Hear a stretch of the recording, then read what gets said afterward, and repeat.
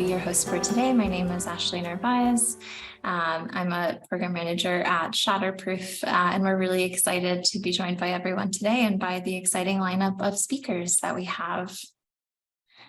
So while folks trickle in, I encourage you to use our chat box, share your name, the organization that you're representing, or the city that you're from, just to get a sense of everyone in the room.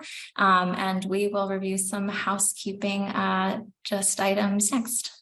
So this webinar will be recorded, and a presentation along with the recording will be available on the Life Unites Us website.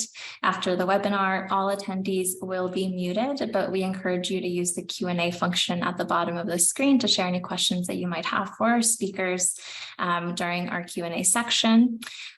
We also ask that you use the chat for general commentary, but it won't be as closely monitored for any questions that you have. For best audio quality, please dial in by phone. And if you get disconnected from the Zoom, please use the original link and we will let you back into the meeting. So in the next slide, we'll talk about the agenda.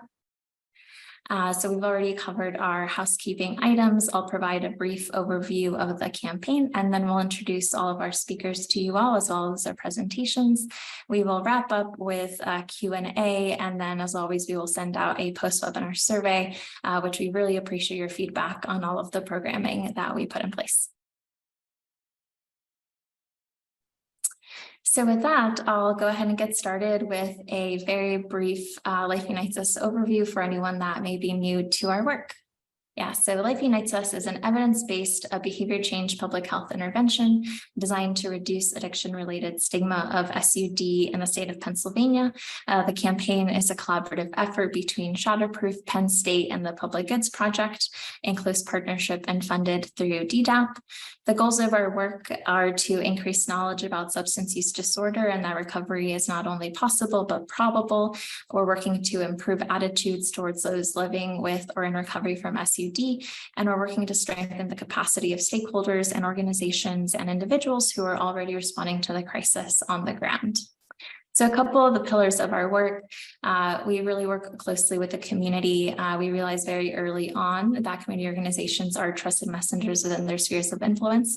So partnering with organizations that can reshare content through their networks goes a long way towards increasing the reach of our campaign. We have a community impact committee, which is formed to guide the decision-making that we do with our campaigns, so making sure that we're bringing the voice of the community to all of this decision-making that's taking place.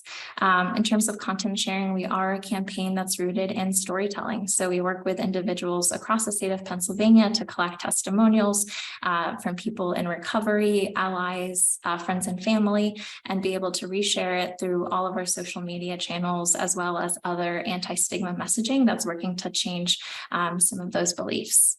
For education, we host a webinar series, which you're attending today. We host it on a bi-monthly basis, and we're really working to garner the topics that we're talking about from the community members that we speak to make sure we're filling some of those gaps and providing education where we can. So this is an example of some of the content. If you were to visit our website, you can view our campaign stories. We also have some examples here of digital assets that we've created that are available for use for any organization that might want to use them in their stigma reduction efforts. So last plug to follow us online. We are on Instagram, Twitter, and Facebook. And if you're interested or know someone that wants to share their story or become affiliated with the campaign, please feel free to reach out. We're very excited to hear from you. And with that, I'll start with our first speaker. So just want to provide a little bit of background information. Life Unites Us was able to partner and connect with the ARC, Appalachian Regional Commission, regarding their Inspire initiative. And so here to talk about ARC, the Inspire initiative, and set the scene for the rest of the speakers that we'll be hearing from today is Lauren. Lauren is a program manager at the Appalachian Regional Commission, an economic development partnership agency of the federal government and 13 state governments across the Appalachia region. In this role, Lauren oversees all of ARC's health portfolio, as well as their Inspire SUD Recovery to Work initiative. Lauren, the floor is all yours. Great, thank you, Ashley. Let me pick up here and share my screen. All right, everyone, are we good to go? See that? Yes. So, yeah, thanks. Okay.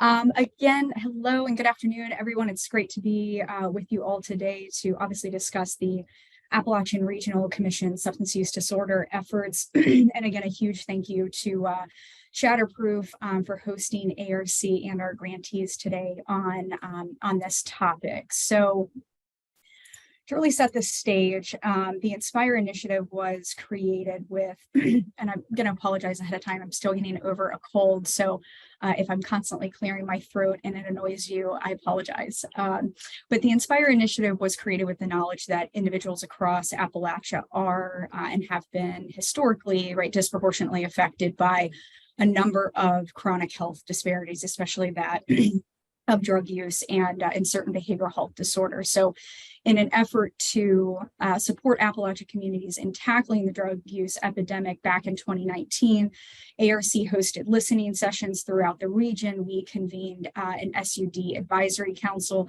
with reps from all 13 states to really understand, right, the region's challenges, successes, and most importantly, assets in moving the needle to not just reduce substance use rates, but also increase recovery capital and this population's chances at engagement in meaningful employment. And so you'll see here from this visual that it's really through this lens of building, strengthening, and improving economically resilient communities.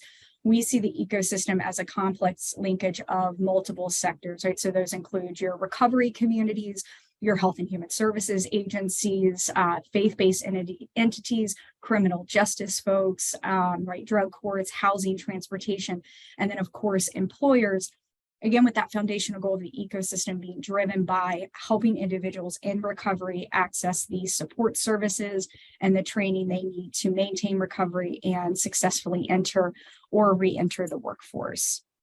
And though our Inspire funding and our grantee-based activities have only been in operation since April of 2021, when we released our first round of funding, we now have 3 cohorts of grantees that are engaging in, I'm not biased at all, but really phenomenal work.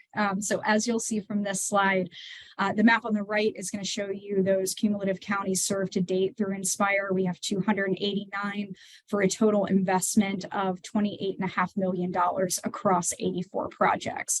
And then the map on the left, so Pennsylvania, you've got some bragging rights here, but it shows that there's 3 states that are tied at having the most involvement with the Inspire initiative. So obviously Pennsylvania, West Virginia, and Kentucky.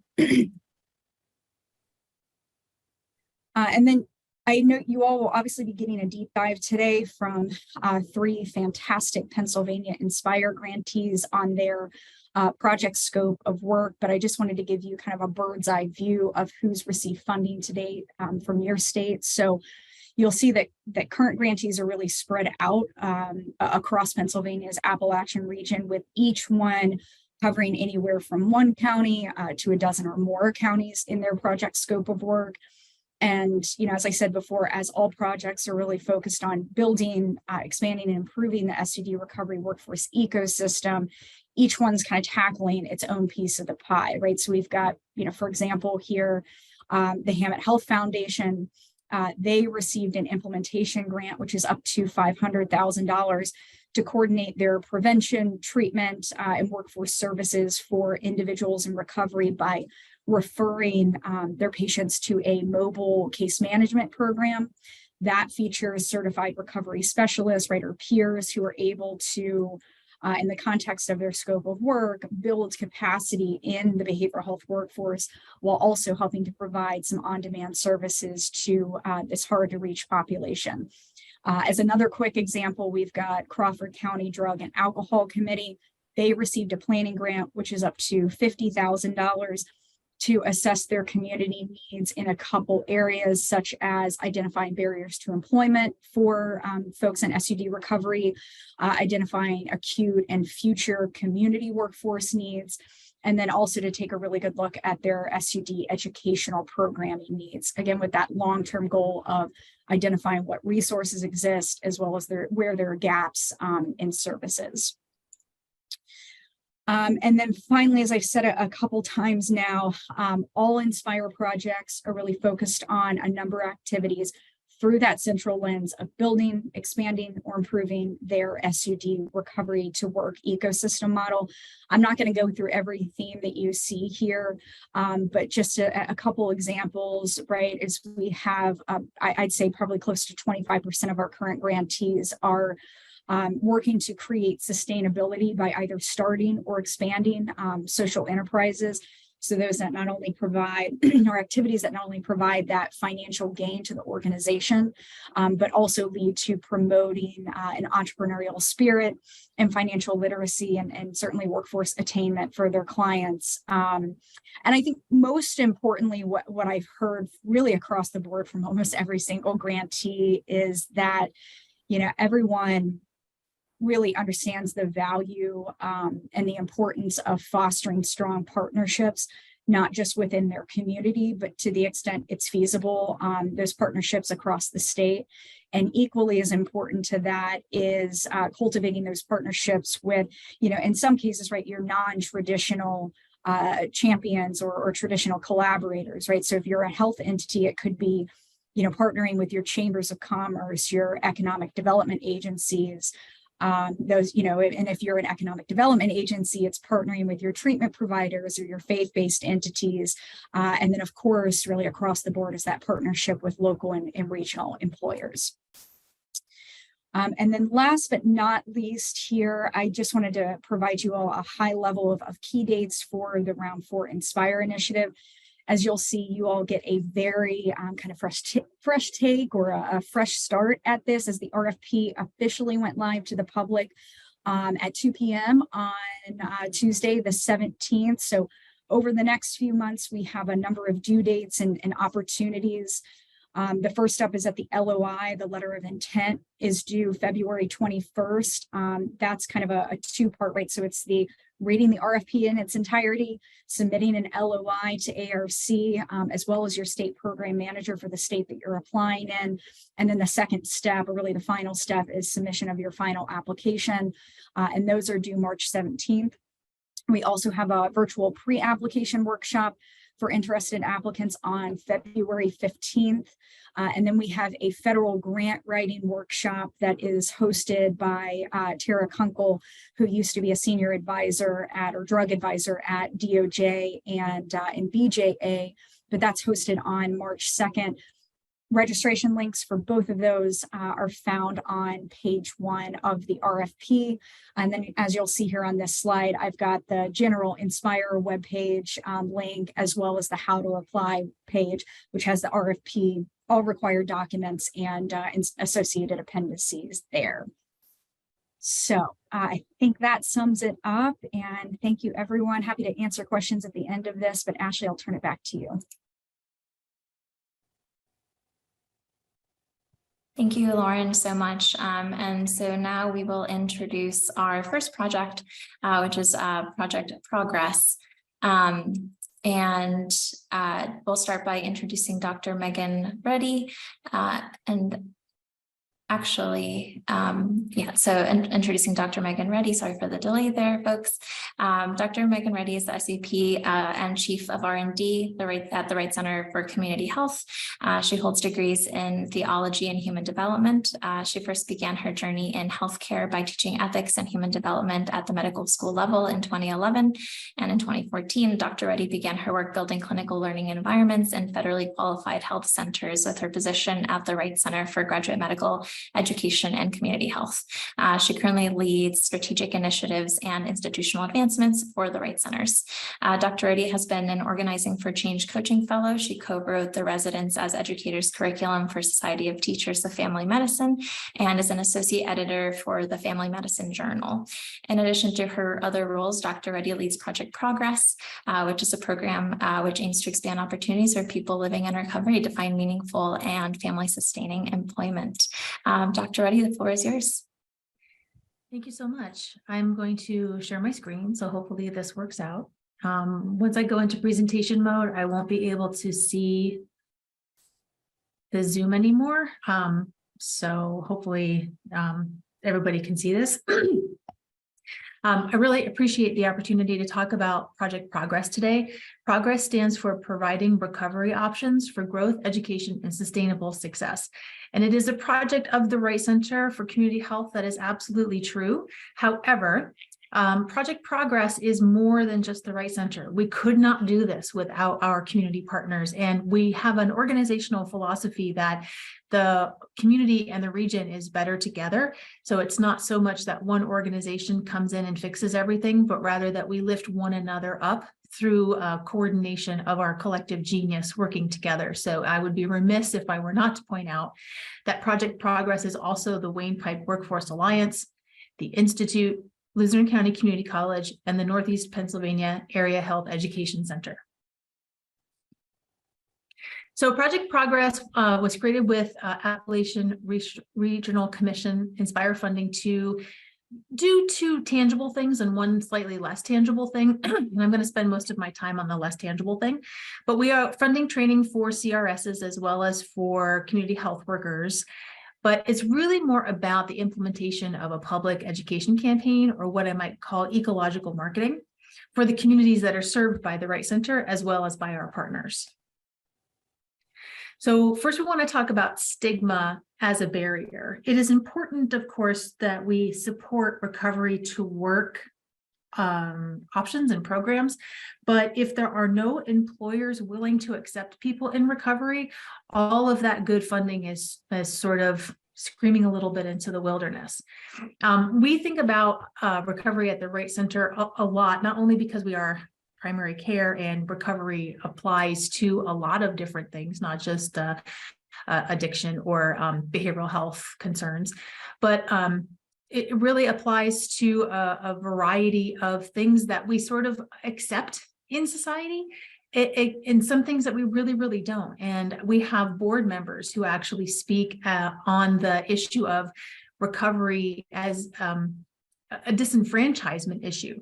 If employers are not willing to hire people who have a history of what would commonly be considered recovery, then they are keeping that person from actively participating in our economy, which forces them to stop actively participating in our democracy. So it truly is a fundamental human rights issue. But even more than that, employers that are seeking talent are really engaging with shrinking talent pools, which we are seeing all over northeastern Pennsylvania anyway. I won't speak for other areas of the state.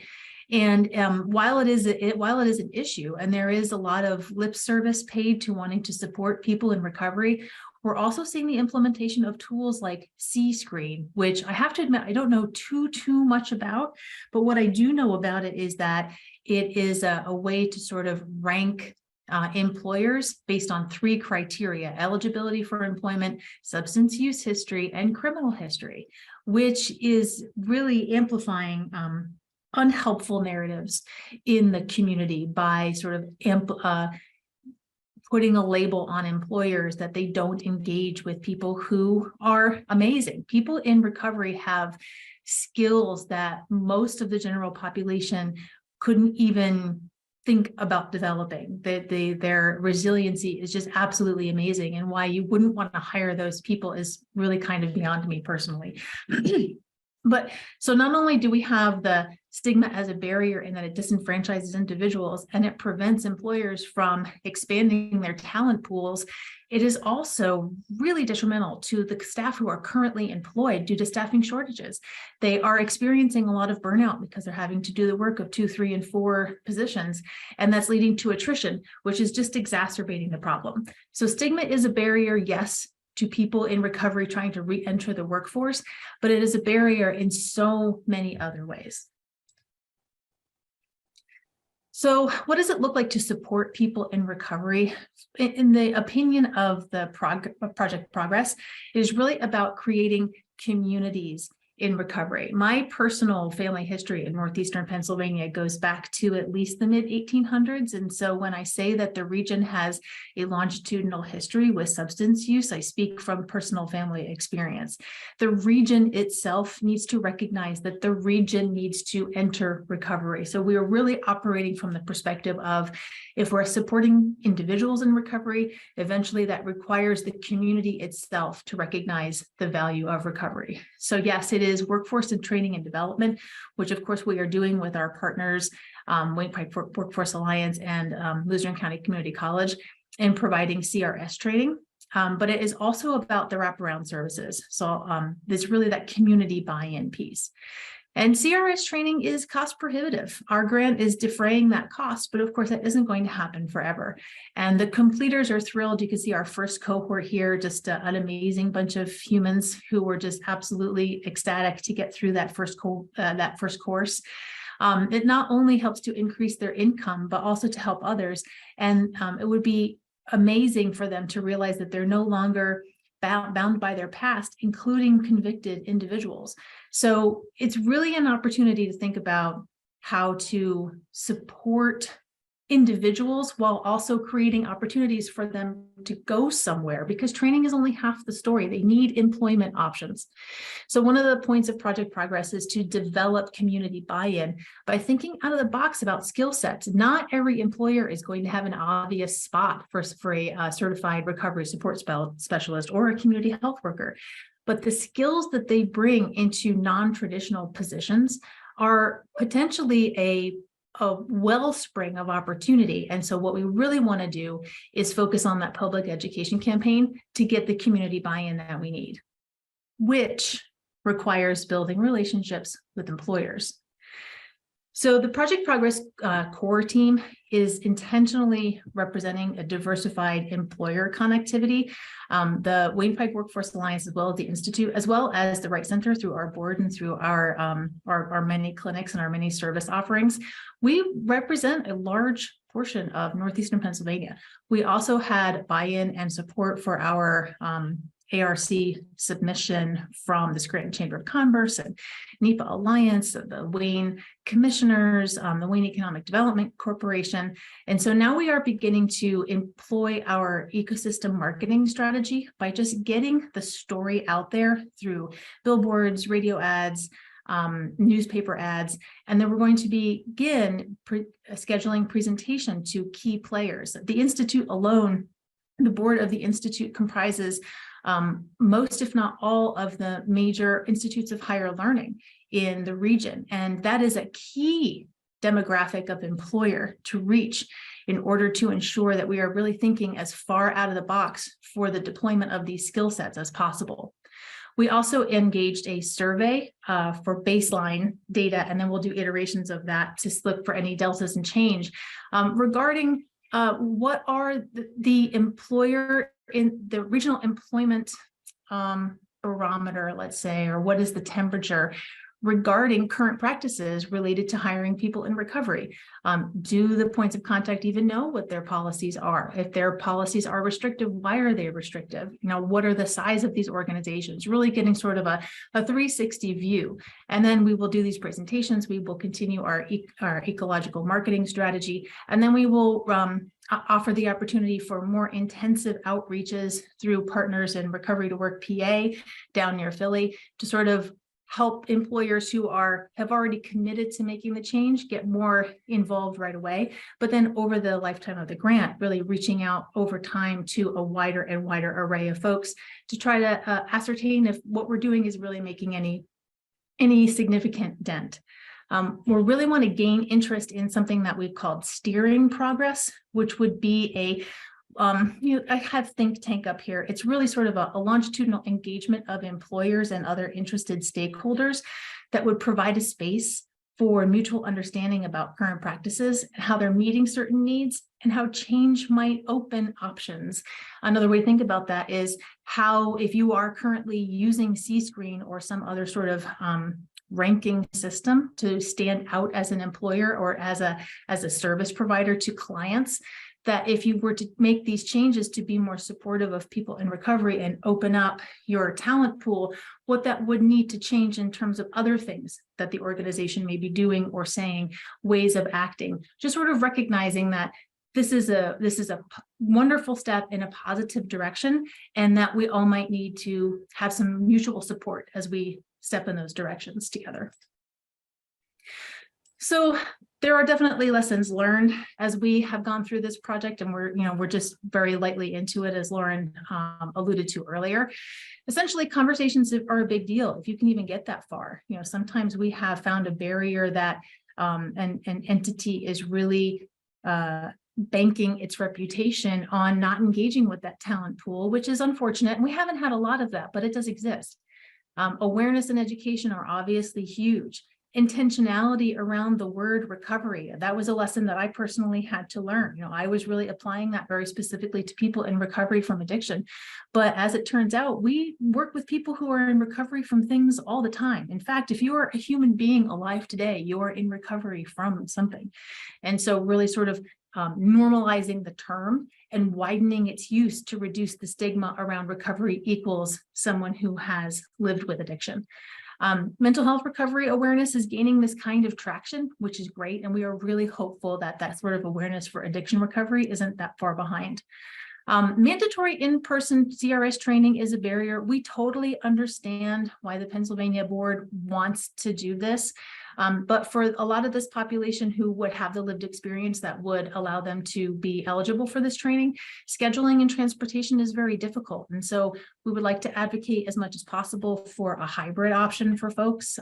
So we're trying, to have those conversations as they come up. We're not being overly pushy about it, but if this group would like to get together and think some options up, we would be more than happy to convene a conversation. And then of course, cost is a barrier. So we are very, very grateful to the commission for giving us the opportunity to defray this cost for some folks. But over time, that's something that also needs to be thought about if this is truly going to be a pathway, if the sort of training and recovery options is going to be a pathway to work, costs should really be considered on the upfront. So we are Project Progress. We are the Right Center. We are our partners. Thank you very much for your time today. And I appreciate your work, everyone's work in this space. It's so valuable and important. Thank you.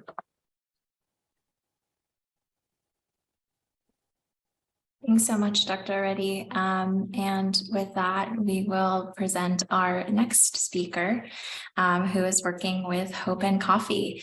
So here to talk about Hope and Coffee is David Hampson. He has been the manager of Hope and Coffee since February 2021. He is in recovery for the last 4 years. And since joining the Hope and Coffee team, he's worked to eliminate the stigma against those in recovery and those with SUD. He graduated from Penn State University with a Bachelor of Science in Kinesiology in 2013. David, the floor is yours.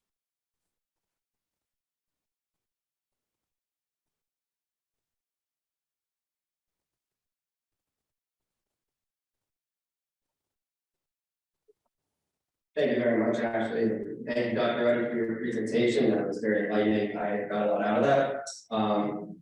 My name is David Hampson. I'm the manager at Hope and Coffee. We are a nonprofit coffee shop committed to normalizing recovery, eliminating the stigma, and supporting people in recovery in our community.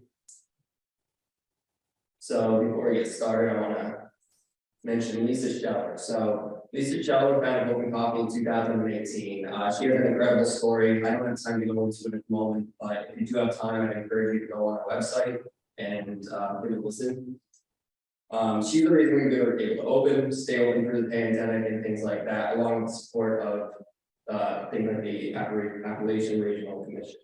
So this is the coffee shop afterwards. A lot of work was put in the building by a good amount of those people were in recovery as well. So here's the before, and you can see quite a difference. So goals and background of Hope and Coffee. Our mission is to support, normalize, and eliminate the stigma against those in recovery and those with substance use disorder. So we support those in recovery through hiring, employment, offering a safe space, a meeting space for people to come and not feel any stigma or judgment.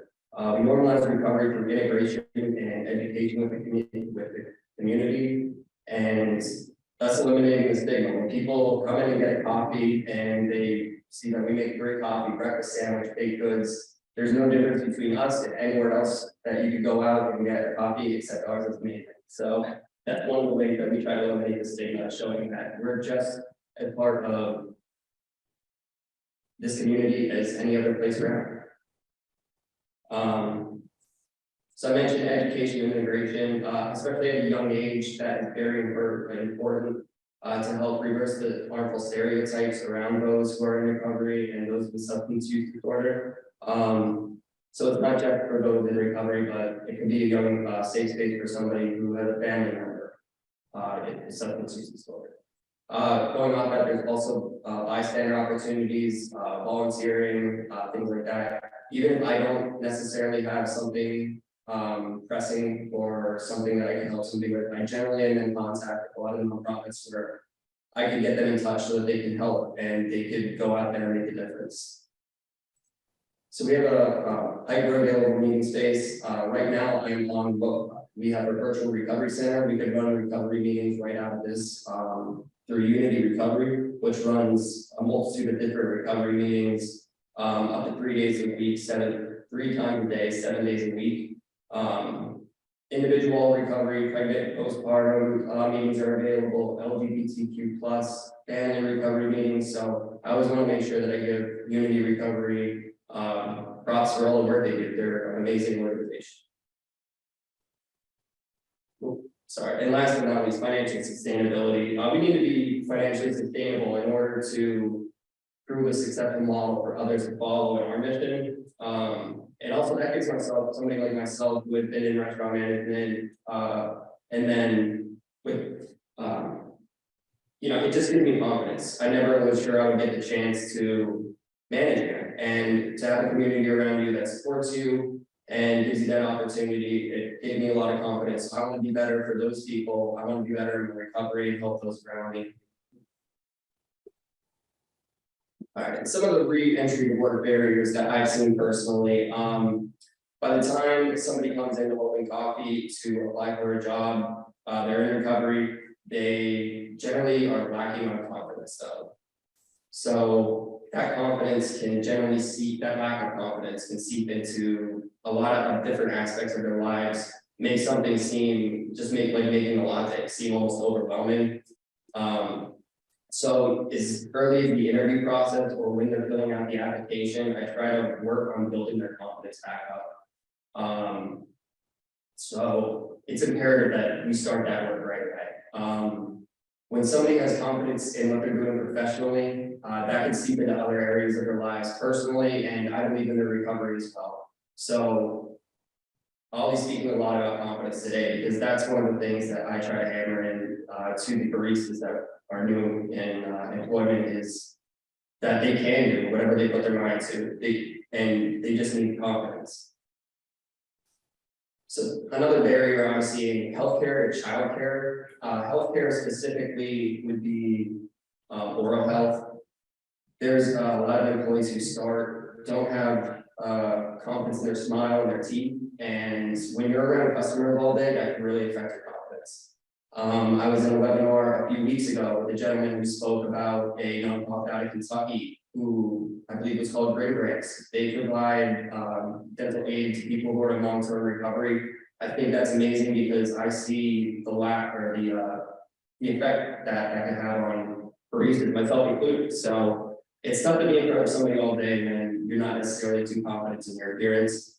And going off that, another barrier I see a lot is childcare. So in order to get childcare, you need a certain number of hours, and up until the ARC, I was not able to always give that number of hours. Since we received it, I've been able to basically double the amount of employees and the number of hours. So now getting childcare assistance is much easier than it was prior.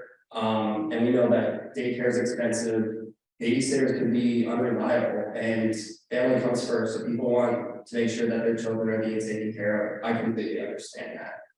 That could often be a hurdle for somebody, or a barrier that they don't seem they can overcome. As Dr. Ruddy mentioned, transportation is an issue. It can be a hurdle for a lot of people. And it's not just getting work. I'm talking about going out and just getting basic daily goods, not having that freedom that you feel like you can't go out and get those recovery assets that are important to you. So going off of just the oral health, sometimes people have to wait 3 to 4 months to get a tooth extracted. And if they don't have transportation and they miss that, that's that could set them back personally, professionally, and in their recovery. I didn't realize how vital public transportation was until I started this position and I saw the effect it had on people. So I think public transportation could be a large issue, not just getting to work, like I mentioned, but all the other things lives. As mentioned, recovery resources. I believe when somebody has the recovery resources and assets around them, that they can thrive in the recovery, and this will lead to accidents and success in the recovery. So having those recovery resources around is dependent on the community. So some communities are very recovery centered, some are not so supportive. Where the coffee shop is located in Tamaqua, I believe that we're surrounded by an amazing community. I see it every day. The people that come in here, they're supportive of us. The baristas that come in for a job, they're supportive of each other. It's really heartwarming to see, and it really makes me believe in what we do every day. So I want to talk about the interview and hiring. So as I mentioned, I want to begin to rebuild confidence as soon as somebody comes in, and that could be as soon as they're filling out the application. If I could interview them right away, that would be great. So I want to make sure it's a welcoming and friendly environment. If they come in, I'll always make sure hey, do you want a coffee? Do you want an iced tea? Something to just make them feel like they're welcomed. And going off that, the next thing we want to make sure is it's a quiet interview environment. A lot of the things we're going to be talking about are things people haven't had to talk to an employer about, or somebody that they would potentially want to work for. A lot of times I'm the first person they see when they're trying to rejoin the workforce. So I want to make sure that I listen, because everyone has a backstory. A lot of times people just want to vent and get things off their chests. And I need to listen, take notes, and make sure that I can give good tips and advice on the information I'm hearing. Also, I'm going to ease their anxiety a little bit, because a lot of people obviously are going to have issues with their background and clearances. I want to get to know the person in recovery. I don't want to think about the things that they're anxious over about in their past. So I try to make sure that they know that virtually everyone who starts an open coffee has a record of some kind. And I just want to give them the confidence to know that this is a place where they can forget about that, grow, thrive, and find out what's best for them in their lives. So like I mentioned, I try to give pointers throughout the entire interview. Even if I don't have a spot for somebody, I know that they can potentially be going somewhere else the next day for another interview. If my pointers and the tips that I give them during the interview can help them further down the line, even if I don't have a position, I feel like I've at least done a little bit that I could do to help. Big one is trusting your instincts. So sometimes people are surrounded by everything they need to succeed in their recoveries, but nobody can undertake that recovery except for them, the person. So sometimes you'll have people trying to influence you. They're going to counseling, they're doing this, the family, they'll always have transportation. But if you don't have a good feeling about somebody, it's best you go with your gut. Give it the person that you give the position to, the person that you think is going to thrive in their, that you can help with, that is going to thrive in their recovery. And this is the right environment for it. We can't hire everyone. I wish we could. I really do. But that's the nature of the workforce. And last but not least, staying in touch. So even if I can't bring somebody on board, I want to stay in touch. Say, hey, you did a great interview. Would it be okay if I called you sometime down the line when I do have a position available? If you're ever in the area, stop by. I'll get you coffee and muffin. You know, I just want to make sure that they know that there was nothing negative on there, and just a couple of things I can help them so that if they do have an interview down the line, they could be successful in that. So training and development, once somebody's brought on board, these are some of the issues or things that I've seen us to try to develop them as a person so that they could succeed after Open Coffee. One of our missions, or part of the mission at Open Coffee is that somebody succeed after. We don't want to make career baristas. We want somebody to gain confidence and then use Open Coffee's position as a springboard to move on to better things in their lives. And succeed not just personally, professionally, but in their recoveries. So the training should be easy and comfortable. A lot of times, the first day, make sure that it's just gonna be observation. Unless they show initiative, if somebody shows initiative and they show interest, try to grow those interests and grow their confidence. There shouldn't be a timeline, but let them grow at their own pace. I've had baristas that are good to go in 2 days, others needed 2 months before they kind of got that confidence and they found a role in which they could succeed. So like I said, we want to find that interest and put them into that role. And once in that role, grow their confidence. It can be as simple as just saying nice work at the end of the day when they've done a good job at work, or if somebody's made a muffin breakfast sandwich, just let them know they did a great job. So-and-so said that latte you made was amazing. It's sometimes the beauty of that. Like I said, it's a confidence issue. It's not the person. The person can do whatever they need to do if they put their mind to it. But because of the stigma that people in recovery and the substance use disorder face, they feel like they've been beat down to nothing and they aren't able to do those things. That's why I continue to talk about confidence. It's amazing to see somebody thrive once they have that under them. So you want to plant seeds to pursue the goals, obtainable goals.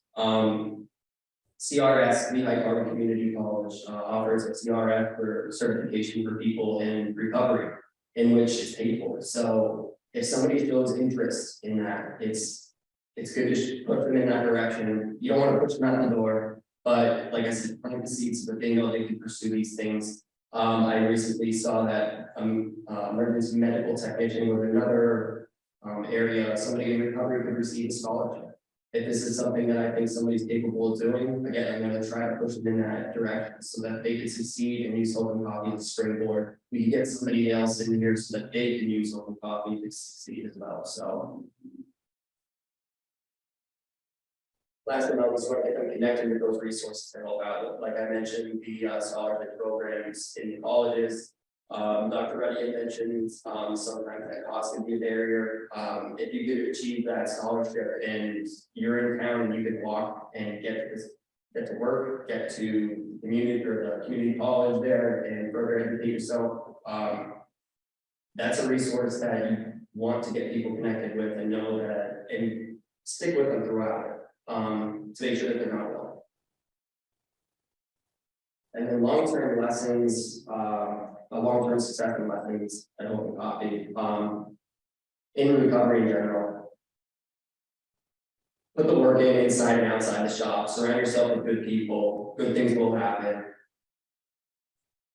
As I mentioned, help set attainable goals. Provide the resources that people need. And recovery is about the individual. Do not stigmatize. What works for one person may not work for another. So again, I just like to mention about the ARC funding allowing us to hire. We almost immediately hired 4 new baristas. I was able to double the amount of shifts, and I'm seeing it pay off in people's personal lives. So I just want to say thank you for all the work that everyone's doing, and as well as say thank you to the other presenters here today. So thank you very much.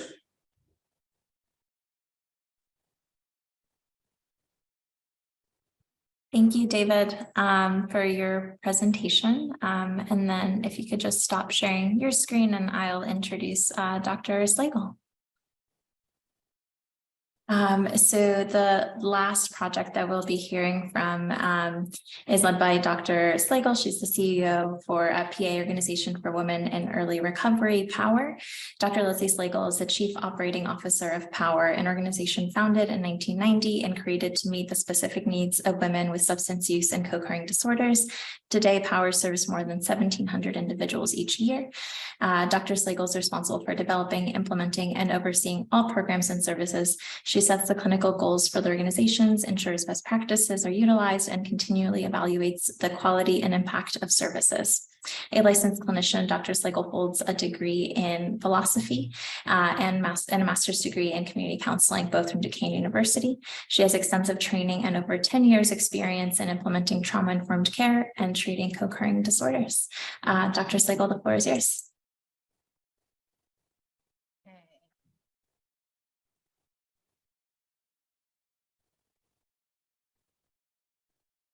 Okay, here we go. Thank you so much. I'm excited to share Power's project with you. One second here.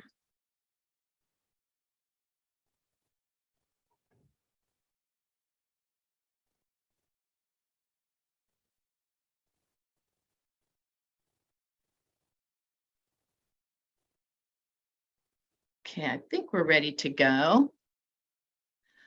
Okay, so Power offers a full continuum of care for women with substance use and co-occurring disorders.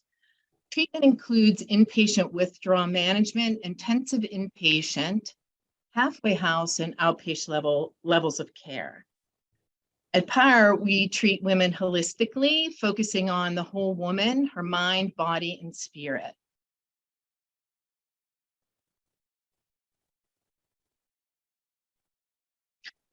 So we've talked a lot during the presentation about how society views those with substance use disorders, but not so much maybe how those social stigmas really affect women in terms of how they feel about themselves, based on what people in society think about them. And how I view myself while I'm dealing with this issue may prevent me from even seeking treatment or employment in the future. That being said, women with addiction face additional discrimination because of their gender. Women are ridiculed more harshly than men for the same drug and alcohol use behaviors. When women who have children who get involved with drug and alcohol use, they come up against the level of stigmatization that men don't experience. Their actions run contrary to how society views their expectations of their behavior. Women are generally expected to be caregivers and nurturers. Since it's assumed they are more family-oriented than men, substance abuse is seen as a betrayal of the responsibility to their loved ones. A person's employability depends largely on their state of mind, which can only be improved by being stable in recovery. Without overcoming this initial barrier, other barriers such as fear, self-confidence, self-doubt, and lack of motivation cannot be addressed.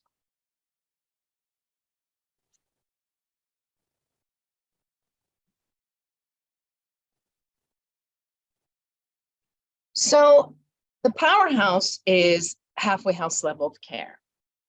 Women can stay in this level of treatment for up to 6 months. During their treatment, they will reach a phase where they can begin working, choose to further their education, or volunteer. And historically, we have had a relationship with the Office of Vocational Rehabilitation, who would come on site and assist women with obtaining their GEDs, resume building, interviewing skills, and information on upcoming job fairs. For the most part, women were obtaining minimum wage employment.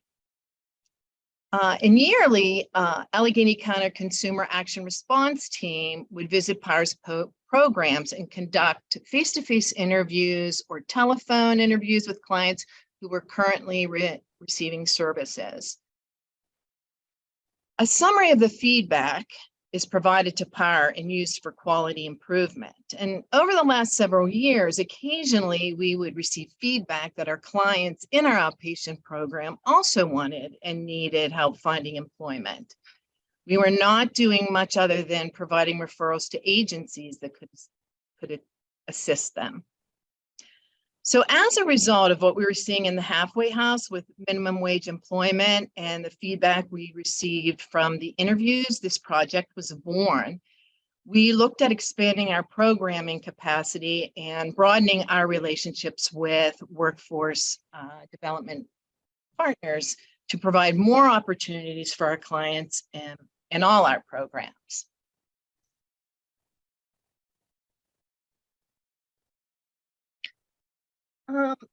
As part of the Inspire grant we received from the Appalachian Regional Commission, funding was provided to hire a dedicated workforce development case manager.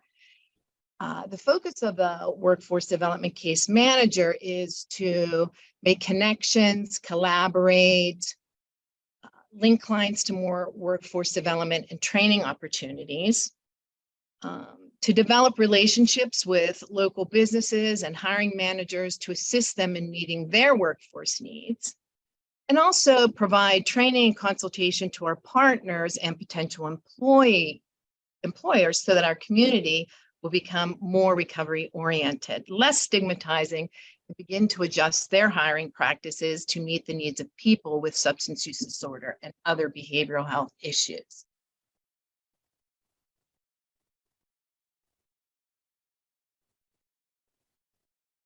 So Power will continue to add partners as we seek to enhance workforce development and employment opportunities for our clients. As you can see up until this point, we're well on our way to developing a variety of partners. And currently, our partners are experienced in working with vulnerable populations. They understand that flexibility and extra supports are necessary to help our clients succeed.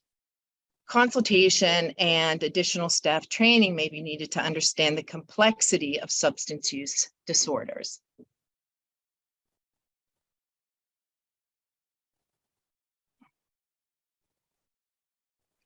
What have we learned thus far?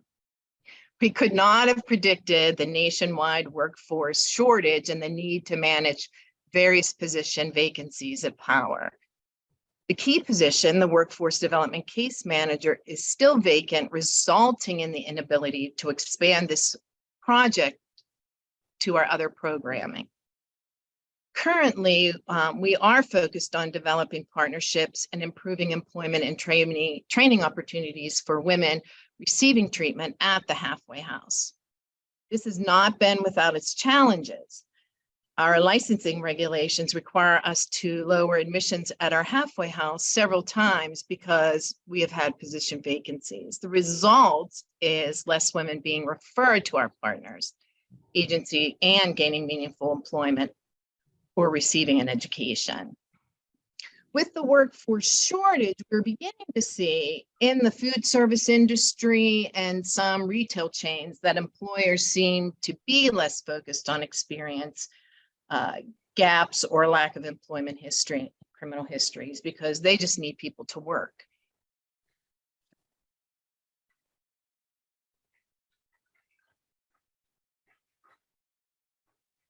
It's important that we continue to use strategies to break down the stigma of addiction. How the world views individuals with substance use disorder directly affects how I see myself, my confidence, and my self-esteem. As mentioned earlier, employability depends largely on the individual's state of mind, which can only be improved by being in recovery. This is what recovery looks like. I'd like to introduce you to Lily, and I'm going to quote Lily. When I decided that I needed to get treatment for my addiction, my life was at the lowest point that it's ever been. Physically, emotionally, and monetarily, I had nothing. It was really get clean or die for me. I learned so much in my 5 months at the PowerHouse. I learned that I am likable because I always thought that I wasn't. Power taught me how to be an adult, how to stay clean on a regular basis, make food, and go to meetings every single day. I learned how to build friendships that were not reliant on substances. Power wanted us to volunteer, work, or go to school. I decided that I wanted to go to school, so I enrolled in cosmetology school. I rode 2 different buses and walked uphill in the snow, carrying my kid behind me. When I graduated from Power, I was about halfway through school. I finished because I had the routine in my life that I learned at Power. Lily has been doing hair for many years. And just last summer, she opened her own salon. Thanks. Thank you very much.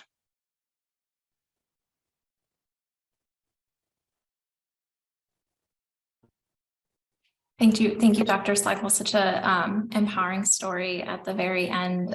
We just have a very few minutes for Q&A. So we did see a comment in the chat that we thought was really important to address, and that's the idea that a lot of employers aren't flexible with people in recovery. So specifically around their appointments for MOUD, for example. So it's just one for all of you to answer, but I'm wondering how you would advise employers to work around some of these needs that people in recovery have, and how you would work to try to reinforce those efforts to make places more recovery work friendly.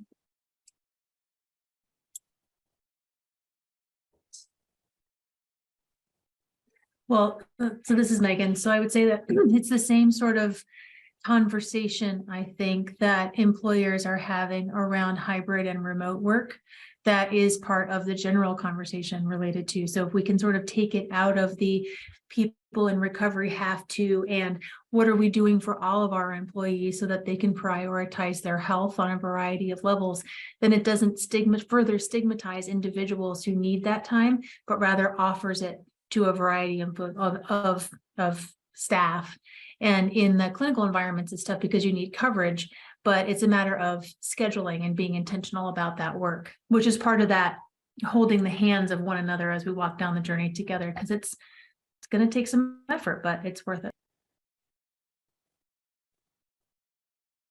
Really well said. Thank you. Any other comments from our panelists?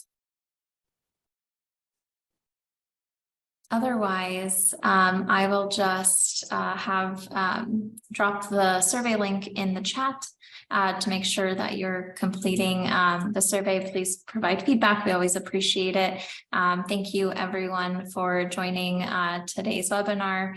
We're very excited, and a big thank you to all of our speakers who are able to lend a lot of feedback and best practices in the field that they're working in. Thank you so much, everyone.